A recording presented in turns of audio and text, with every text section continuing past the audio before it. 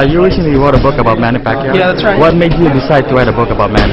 Well, I'm interested in Manny just because he's a great boxer, but also he transcends boxing in a lot of ways with his interest in politics and helping the poor.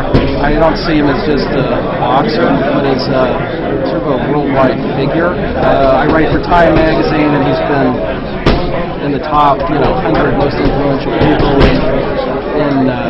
in the world, and I find him a very sort of fascinating character. In a time where athletes, few of them always, only few of them stand up for issues and stuff. Do you see him as a throwback to the days of Jim Brown and all those guys? Yeah, it's a good question. He is a throwback. Most athletes today shy away from taking a stand. They do charity work and that sort of thing, but taking a real stand, especially for sort of critical issues in the world. And I know Manny's stood up for human trafficking laws, which is an important issue, not only in the Philippines but in other parts of the world. So he is a throwback guy, and that's another reason I find it kind of fascinating. You look at Jim Brown's, the Arthur Ashes of the world, Ali.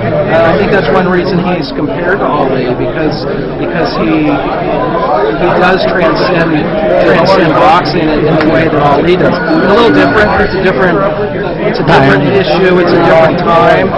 You're dealing with a race issue there, and as well as other issues in the United States. So it's slightly different, but there are definitely similarities. That's one reason I find him so compelling. Are you surprised that Manny Pacquiao, a non-English speaking boxer, has been so popular in the United States? He's basically in the mainstream now. Are you surprised by how fast he became? I am a little surprised by that. But he does, he set out to learn English. But I think what he stands for sort of transcends language in a way. I hate to use the word transcends so many times, but it really does. He also has a dynamic personality that I think people can kind of see through. He's a very likable guy. I think people just are kind of attracted to him. He's a kind of interesting, he's a fascinating Did you get the cover Manny in the Philippines also? I'm sorry, I didn't hear that. Did you get to cover Manny in the Philippines? Yeah, I went over to the Philippines and I watched him as he ran for Congress, and so I followed him around, and I thought that was really interesting.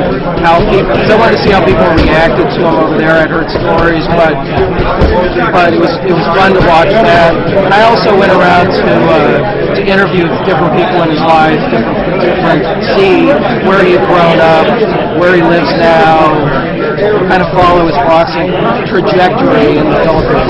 From covering Manny, what did you learn about Manny that you didn't know before? You were surprised to learn about him as a person? That's an interesting question.